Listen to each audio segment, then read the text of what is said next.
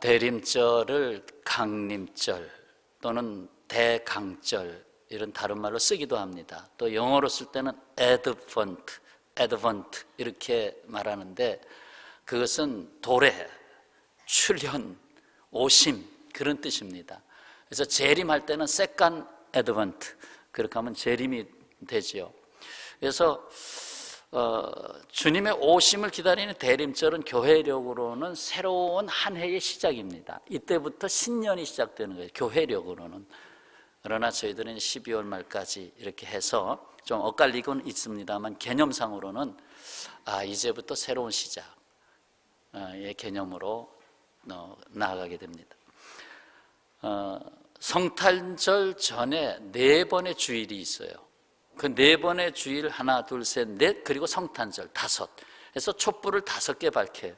오늘 첫 번째 촛불을 밝혔어요. 첫 번째 촛불의 의미는 보라색. 이것은 무슨 뜻일까요? 오늘 말씀의 주제로 삼을 희망입니다. 새로운 희망이 왔다. 희망의 빛입니다. 첫 번째.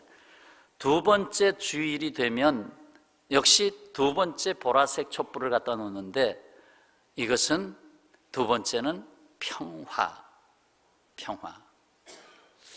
그 다음에 세 번째 주일에도 역시 보라색 양초를 갖다 놓을 텐데 이것은 기쁨이라는 의미입니다. 그리고 성탄절 바로 앞에 넷째 주일이 있는데 이 넷째 주일이 양초 색깔이 바뀝니다. 네 번째 양초. 이게 빨간색으로 바뀌고 때로는 분홍색으로 쓰기도 하는데 그건 사랑을 뜻합니다. 사랑. 그 다음에 이제 성탄절 25일 성탄절이 되면 5번째 촛불이 서게 되는데 그것은 하얀색 양초를 씁니다. 그래서 백색. 이것은 예수님의 탄생, 거룩한 새로운 빛이, 성스러운 빛이 임한, 그래서 하얀색 양초를 씁니다. 그래서 오늘 첫 번째 주일을 통해서 희망을 말씀하려고 합니다. 희망. 이 세상을 보면 희망을 얘기할 수가 없어요. 뭐 맨날 뉴스 하고 틀지만 뉴스는 새로운 소식 아니에요? 근데 새로운 소식이 아니에요. 늘 또 힘들구나, 또 답답하고 또 잘 안 되고 그렇잖아요. 마치 고래가 숨을 쉬기 위해서 물 밖으로 빗 나왔다가 싹 들어가죠. 그리고 물속에 오랫동안 있다가 또 한번 쭉 나왔다가 들어갑니다. 그 잠깐 동안 나오는 것이 어쩌면 이 세상의 희망일까? 그 정도로 희망을 잡기가 어렵다는 얘기죠. 이 세상이 절망의 늪에서 허우적거리는 이유는 다른 데 있지 않습니다. 그것은 바로 죄악 때문입니다. 죄의 문제 때문입니다. 죄인은 스스로 의인이 될 수가 없습니다. 죄라고 하는 것의 속성의 가장 근본적인 것은 관계성의 파괴입니다. 하나님과의 관계, 인간과의 관계, 이런 관계성이 파괴되는 것을 죄라고 말합니다. 그 파괴된 관계성에서 오는 모든 것들이 결국 좌절을 가져오게 돼요. 거기에 희망의 꽃을 피우기가 어려운 것입니다. 하나님을 떠난 인간은 아무리 아니라고 해도 자기 생각, 자기 판단, 자기 이익, 자기 능력, 자기 재산 전부 자기가 붙은 거기 안에 갇혀 살 수밖에 없습니다. 갇혀 살 수밖에 없어요. 그래서 자기 판단으로 자기의 인생을 개척해야 됩니다. 그래서 권리도 자기 것이고 책임도 자기 것이에요. 심하게 말하면 내 마음대로 산다고 하는데 누가 뭐라고 하겠느냐? 내가 내 마음대로 산다고 하는데 당신이 무슨 상관이냐? 이제 거기까지 가는 거지요. 그러면 자신의 생에 대한 확신을 가질 수 있겠는가? 자기로부터 모든 것을 출발해야 되고 자기 중심이 돼야 되고 자기 지식으로 판단해야 되는데 과연 나는 내 생애에 대하여 확신을 가질 수 있겠는가? 더군다나 불확실성의 세상을 살면서 평안과 확신을 구하는 것은 불가능한 것입니다. 여기에 다가오는 친구들이 있죠. 원하지 않아도 다가와요. 염려, 근심, 세상에 대한 두려움, 미래에 대한 불안, 거기에다가 죽음, 다가오는 죽음에 대한 공포. 이에 더하여 자기 외에 모두가 자신의 것을 탐낸다고 생각하는 거죠. 내가 조금 앞서가면 다른 사람이 와서 경쟁으로 붙죠. 저 사람이 앞서가는데 하면서 경쟁자가 붙게 돼 있어요. 그러면서 이 세상의 모든 것이 경쟁 속에서 살게 되고 심지어 원수까지 만들어지게 되지요. 혹 누가 내가 사랑하는 사람이 생겼어요. 사랑의 대상이 생겼어요. 그런데 내가 원하는 사랑 아닙니까? 그러다 보니까 그 사랑마저도 액세서리가 되는 거예요. 액세서리의 특징을 아시죠? 괜찮네, 이쁘네, 좋네. 여기다 실증이 나면 버립니다. 다른 거 바꿔야 돼요. 사랑이 액세서리처럼 잠깐 이용돼 버리는. 왜? 자기중심적 세상에서는 그럴 수밖에 없어요. 여기에서 과연 희망을 찾을 수 있겠는가? 하나님을 사랑하고 남을 사랑하지 아니하고서는 자신이 바르고 행복한 존재라고 하는 그 자기를 과연 찾아낼 수 있을까? 어렵다는 거죠. 그래서 오늘 이사야서 64장에서 범죄와 죄악의 늪에 빠져 있는 인생을 잘 표현해 주고 있어요. 아, 이렇구나. 그래서 이 세상에서는 희망을 찾을 수가 없구나. 자, 5절을 봅니다. 5절에 주께서 기쁘게 공의를 행하는 자와 주의 길에서 주를 기억하는 자를 선대하시거늘. 뭡니까? 하나님이 원하시는 것이 공의를 행하는 자를 원하시죠. 주님을 기억하는 자를 원하시죠. 늘 살아가면서 주님 생각할 수 있는 사람을 원하시죠. 근데 그렇게 되지 않는다는 것입니다. 그렇게 되지 아니하고 우리가 범죄함으로 주께서 진노하셨사오며 이 현상이, 이 범죄와 진노가 계속 이어지는 이 현상이 어떻게 됐어요? 오래되었사오니. 이미 오래된 일입니다. 우리가 어찌 구원을 얻을 수 있으리까? 이 구원에다가 오늘의 주제인 희망을 넣습니다. 우리가 어찌 희망을 얻을 수 있겠습니까? 어찌 희망을 찾아볼 수 있겠습니까? 그래서 자기들을 돌아보니 이와 같이 되었다고 6절에서 말합니다. 어떻게 됐어요? 무릇 우리는 다 부정한 자 같아서. 부정한 자 같이 됐어요. 또 우리의 의는 다 더러운 옷같이 되어서. 깨끗하게 빨아입은 줄 알았더니 금방 더러워졌어요. 우리는 다 잎사귀같이 시들므로. 싱싱했었는데 하루아침에 다 시들어 버렸어요. 생명력이 없이 인생이 시들어 버렸어요. 우리의 죄악이 바람같이 우리를 몰아가나이다. 결국 죄악이 나의 인생을 휩쓸어서 원하지 않는 곳으로 막 던져버리는 거예요. 내가 그렇게 살라고 한 것은 아니었는데 어쩔 수 없이 또 그렇게 바람에 쓸려가는 인생이 됐구나.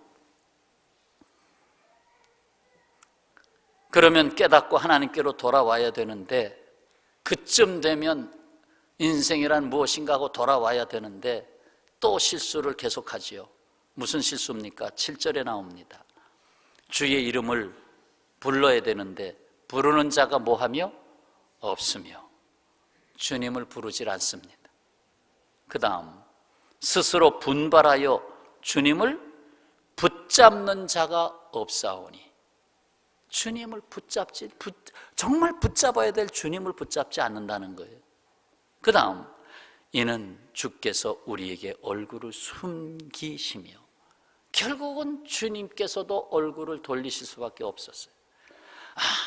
아무리 사랑해 주려고 해도 찾아주지도 않고 기억해 주지도 않고 불러주지도 않고. 우리의 죄악으로 말미암아 우리가 소멸되게 하였음이니이다. 결국 죄악이 인생의 소멸로, 쓸데없는 것으로 가게 됐다는 거예요. 하나님이 얼굴을 숨기시면 이 세상에 희망이 없습니다. 그래서 신명기 32장 20절에서 이르기를 내가 내 얼굴을 그들에게서 숨겨 그들의 종말이 어떠함을 보리니 그들은 심히 패역한 세대요 진실이 없는 자녀이미로다. 그래서 하나님이 얼굴을 숨겨버리면, 다시 말해서 관계를 맺지 않으시면, 사랑의 얼굴을 내어주지 않으면, 그 사랑이 끊어지면 종말이 온다는 거지. 종말이 어떠함을 보리니 끝장났다는 거지요. 사랑이 없게 되면 끝장나는 거예요. 시편 88편 14절 여호와여 어찌하여 나의 영혼을 버리시며 어찌하여 주의 얼굴을 내게서 숨기시나이까. 자, 그러나 여기 또 희망이 보입니다. 죄악과 절망의 땅에서 하나님을 부르는 자가 있네요. 그래도 부르는 자가 있어요. 8절입니다. 불렀어요. 그러나 여호와여, 부르는 자가 있어요. 자, 8절 다 같이 읽겠습니다. 그러나 여호와여 이제 주는 우리 아버지시니이다. 우리는 진흙이요 주는 토기장이시니 우리는 다 주의 손으로 지으신 것이니이다. 아멘. 그렇습니다. 하나님은 다시금 주님을 기다리는 자에게, 주님을 앙망하는 자에게 얼굴을 보이십니다. 바로 어떻게 보이셨습니까? 이 기도는 주여 우리 아버지시니이다 하고 이 아버지를 기다리는 이 백성의 마음을 이제 뒤에 가서 더 기도가 나옵니다. 보이셔요. 어떻게 보이셨어요? 구유에 나신 성자 하나님 예수님으로 보이십니다. 또한 십자가에 달려서 대속의 주님으로서 십자가에 달리신 하나님으로 보이십니다. 다 끝장난 줄 알았는데 무덤에서 부활하시는 예수님을 보이십니다. 그리고 다시 오실 주님을 기다립니다. 그리고 말씀으로 임하시는 오늘의 주님으로 오십니다.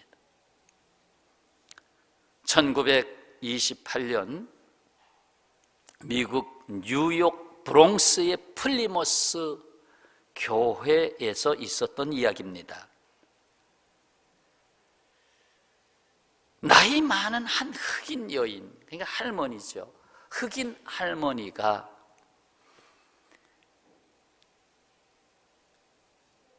예배 끝날 때쯤에 손을 들어서 청합니다. 목사님, 죄송하지만 저에게 간증을 허락해 주시기를 원합니다.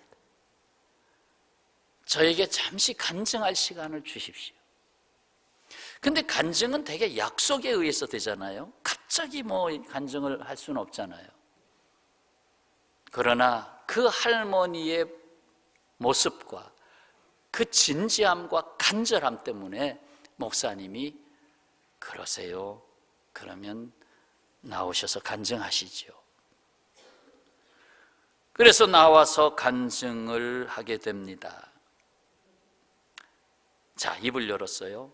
지금부터 68년 전 1860년 9월 19일 이 사람에게는 그날을 잊을 수가 없어요. 1860년 9월 19일 그날은 주일이었습니다. 우리 교회의 마당에서 노예 시장이 열렸고 우리 가족은 노예 시장에 매물로 나왔습니다. 노예 경매가 시작되어 아버지는 미국의 남부로 팔려가셨고 어머니는 또 다른 곳으로 팔려갔습니다. 저는 그 상황이 너무나 무서워서 하염없이 눈물을 흘렸습니다. 나는 어디로? 나는 어떤 집으로 팔려가게 되나, 그 마음이 두렵고 떨림으로 초조하여 벌벌 떨 수밖에 없었습니다. 이제 나의 순서가 됐습니다. 나를 놓고 경매가 시작됐습니다. 결국 800불에 팔리게 됐습니다. 요즘 가격으로 하면 90만 원 정도 됩니다. 90만 원에 한 소녀 아이가 팔려나가게 됐습니다. 가족은 완전히 쪼개지고 다 헤어지고, 그런데 예배를 마치고 교회에서 나오시는 목사님이 내가 팔려가는 그 자리에서 대신 800불을 지불하시고 저를 풀어주셨습니다. 나중에 들어보니 그날 목사님께서 예배 가운데 성도들에게 말씀하셨답니다. 우리의 미약한 힘이지만 헌금을 해서 노예 한 사람이라도 속량의 은혜를 얻게 합시다. 노예 한 사람이라도 자유를 줍시다. 이에 헌금을 하게 됐고, 결국 그 돈을 가지고 그날에 자신에게 800불 대가를 치르고 자유를 줬다는 것입니다. 그걸 간증을 했어요. 그날 이후로 68년간 저는 이 교회를 떠나지 않았습니다. 아니, 떠날 수 없었습니다. 육신의 몸을 속량해 준 이 플리모스 교회를 떠날 수 없었고, 내 영혼을 속량해 주신 예수 그리스도를 떠날 수 없었습니다. 저는 이제 얼마 남지 않았습니다. 이제 할머니가 돼서 죽을 날이 가까웠다는 거예요. 그러나 이 속량의 은혜를 여러분 앞에 고백하고자 이 자리에 서게 됐습니다. 감사합니다. 68년 만에 고백한 거예요. 그동안 68년이니까 교인들도 다 바뀌고 목사님도 바뀌고, 그러니까 이 여인이 누군지 몰랐던 거지요. 그러나 이제 드디어 신분이 드러났습니다. 68년 전에 이 교회의 선배 교인들이 자기를 노예에서 해방시켜줬다. 이 간증을 듣고 이 예배에 참석한 성도들이 눈물을 주룩주룩 흘렸습니다.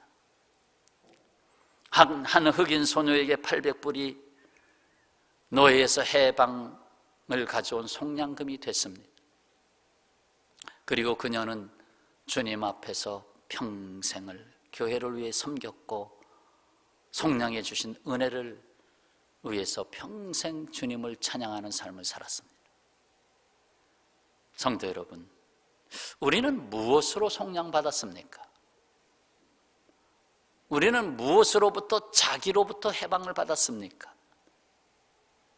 800불, 그것과 비교할 수 없는 예수 그리스도의 십자가의 대속의 피로 하나님이 대신 나를 위하여 죽어지시는 일까지 행하신 일로 내가 속량받았습니다. 내가 거듭난 가치는 측량할 수가 없습니다. 나에게 새로운 삶을 주신 이 가치는 다른 것과 바꿀 수가 없습니다. 죄로부터의 속량, 이 대속의 은혜는 이 세상의 희망입니다. 다윗은 시편 22편 24절에서 찬송했습니다. 그는 곤고한 자의 곤고를 멸시하거나 싫어하지 아니하시며 그 얼굴을 그에게서 숨기지 아니하시고 그가 울부짖을 때에 들으셨도다. 사랑하는 성도 여러분, 과거에 하나님은 여러분에게 얼굴을 숨기셨어요. 지금도 숨기고 계시나요? 하나님은 여러분의 곤고한 삶에, 하나님은 여러분에게 얼굴을 들어 돌려보고 계시지 않으신가요? 오늘 제목이 9절에 담겨 있습니다. 9절 말씀, 여호와여 너무 분노하지 마시오며 죄악을 영원히 기억하지 마시옵소서. 구하오니 보시옵소서. 보시옵소서. 우리는 다 주의 백성이니이다. 다 같이요. 구하오니 보시옵소서. 아멘. 구하오니 보시옵소서. 이 희망을 잃고 절규하는 세상에서 우리 성도의 이 기도는 희망의 불씨가 아닐 수가 없습니다. 성도의 기도에 하나님은 결코 얼굴을 외면하지 않으십니다. 희망을 구하시는 평화의 가족 여러분, 우리 주 예수 그리스도는 진정코 이 세상의 희망입니다. 나에게 들어오신 예수 그리스도 때문에 나는 이 세상의 희망입니다. 예수께서 말씀이 육시되어 이 세상에 오신 것은 희망의 확증이에요. 희망의 확증. 그리고 약속대로 다시 오실 주님은 죽음 앞에서도 인류의 종말 앞에서도 굴할 수 없는 우리 믿음의 사람들에게 절대적인 희망이 아닐 수가 없습니다.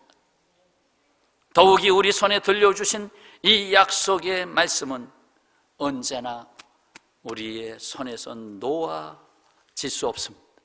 우리 눈에서 떠날 수 없습니다.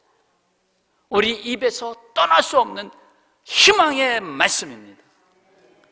이 성경 말씀은 온 세상의 희망인 것입니다. 19세기 미국의 설교자요 노예 폐지 운동가이기도 했던 헨리 워드 비처 목사는 성경을 가리켜 이렇게 말했습니다. 성경은 당신이라는 배가 바다에 가라앉지 않고 암초와 장애물을 피해 항구에 안전히 도착하게 하는 하나님의 항해이다. 성경은 줄여서 성경은 하나님의 항해책이다. 하나님의 항해. 그러면 하나님이 항해사지요. 그리고 그 배는 우리의 인생이지요. 이 성경책을 우리가 떠나지 않는 한 하나님은 우리의 인생을 항해하실 것입니다. 목적지 소원의 항구에 닿을 때까지 항해하실 거예요. 그렇습니다. 세상은 절망을 이야기하고 있지만 성경은 하나님의 희망을 이야기하고 있습니다. 헨리 워드 비처 목사는 다시금 이렇게 희망의 말씀을 전합니다. 우리는 친구의 무덤에 가서 말한다. 한 사람이 죽어 있다. 그러나 그 친구를 겹겹이 애워싸고 있는 천사들은 말한다. 한 사람이 태어났노라. 무슨 의미입니까? 친구가 죽은 무덤에 와서 여기 우리 친구가 죽었어. 여기 누워있지. 그렇게 말할 때 오히려 천사들이 애워싸서 천사들이 말하기를 한 사람이 태어났노라. 하나는 죽음을 말하고 있고 하나는 생명의 탄생을 말하고 있어요. 무슨 말입니까? 이 세상이 무덤 주변을 서성이고 있을 때 우리 그리스도인은 천국의 노래를 하고 있습니다. 세상이 죽음을 말하고 있을 때 우리 믿는 자들은 생명의 이야기를 하고 있습니다. 우리는 다음 세대 자녀들에게 우리의 이웃에게 이 희망의 말을 해야 합니다. 여러분, 세상 사람들의 교만은 하늘보다 높아지고 있습니다. 세상 사람들의 교만은 산이 높은 줄 모르고 올라가고 있습니다. 그러나 주님은 그날에 오히려 하늘을 가르고 강림하실 것이며 산들이 진동하고 불같이 말 것입니다. 이미 모세의 시대에 있었던 장면을 회상하고 있는 것으로 보여지는데 이것은 장차 우리에게 더 놀라운 장면으로 올 것입니다. 사실 그것이 1절, 2절의 말씀이에요. 그래서 대림절 첫 주일에 이 말씀을 편 겁니다. 원하건대 주는 하늘을 가르고 강림하시고 주 앞에서 산들이 진동하기를. 그래서 이 말씀을 폈어요. 여러분, 이 세상이 희망을 노래하지 못하고 있습니다. 아니, 노래할 수 없습니다. 희망은 우리를 속량하신 예수 그리스도 밖에는 없습니다. 이 자리에도 절망하며 신음하며 탄식하고 계신 분 없지 않을 겁니다. 내 인생에 희망이 있나 하고 되묻고 계시는 분이 있을지 모르겠어요. 세상을 보면 만족함이 없고 세상을 보면 희망을 얘기할 수가 없어요. 그러나 예수님을 보면 희망을 이야기할 수 있어요. 우리 예수 믿는 사람들이 이 세상에 희망의 메시지, 희망의 이야기를 하지 않는다면 이 세상을 살릴 수 없어요.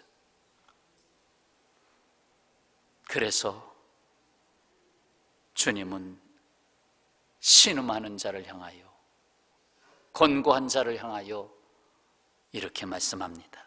내가 너의 희망이다. 내가 너의 희망이다. 그래서 기도합니다. 주여 구하오니 보시옵소서. 보시옵소서. 나를 보시옵소서. 우리 가족을 보시옵소서. 이 세상을 보시옵소서. 이 세상에 주님 오시지 않았습니까? 다시 오실 주님이 아니십니까? 그리고 나는 그 사이에 살고 있습니다. 보시옵소서. 보시옵소서.